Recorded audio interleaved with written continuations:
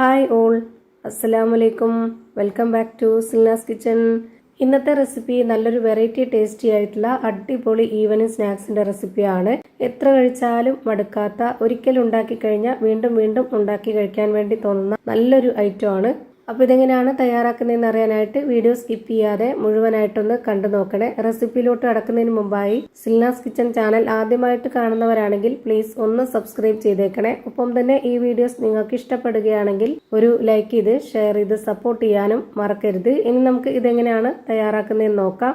ഇതിനായി ആദ്യം തന്നെ ഒരു ചെറിയ മിക്സിയുടെ ജാർ എടുത്തിട്ട് അതിലേക്ക് അരമുറി തേങ്ങ ഇതുപോലെ ചെറുതായിട്ട് കട്ട് ചെയ്തെടുത്തിട്ട് അതിലേക്ക് ഇട്ട് കൊടുക്കുന്നുണ്ട്. ഇനി ഇതിലേക്ക് ഒരു ക്യാരറ്റ് തൊലിയൊക്കെ കളഞ്ഞതിന് ശേഷം ഇതേപോലെ കട്ട് ചെയ്തിട്ട് അതുകൂടി ഇട്ട് കൊടുത്തിട്ടുണ്ട്. ഇത് രണ്ടും കൂടെ ഇനി നല്ല പോലെ ഒന്ന് ക്രഷ് ചെയ്തിട്ട് എടുക്കണം.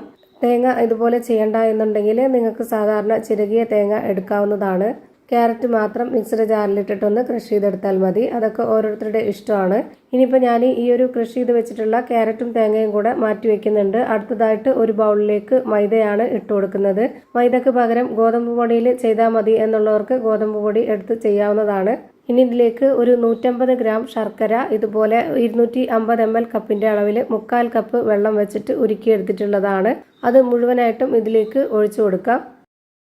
ഇനി ഇത് നല്ല പോലെ ഒന്ന് കുഴച്ചിട്ടെടുക്കാം. ഈ ഒരു നനവ് മതിയോ നോക്കിയതിന് ശേഷം മാത്രം പിന്നീട് ഒഴിച്ചു കൊടുത്താൽ മതി. വേണമെന്നുണ്ടെങ്കിൽ ഈ മാവ് ഒരുപാട് അങ്ങ് ലൂസായി പോവരുത്. നമ്മുടെ ചപ്പാത്തിയുടെ ഒക്കെ ആ ഒരു പരുവത്തിൽ വേണം ഇത് റെഡിയാക്കി എടുക്കാനായിട്ട്.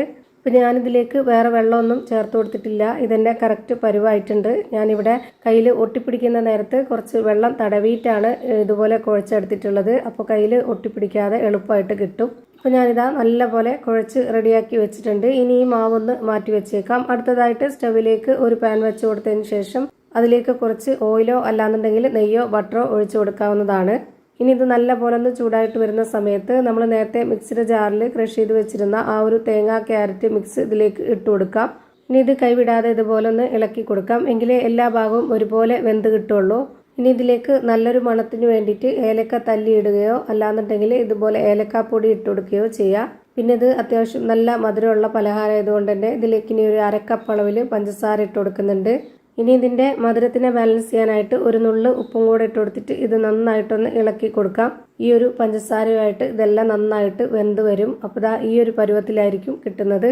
ഇങ്ങനെ ആകുമ്പോൾ അത് നന്നായിട്ട് വെന്തു എന്നാണ്. ഇനി നമുക്കിതിൻ്റെ ഫ്ലെയിം ഓഫ് ചെയ്ത് കൊടുക്കാം.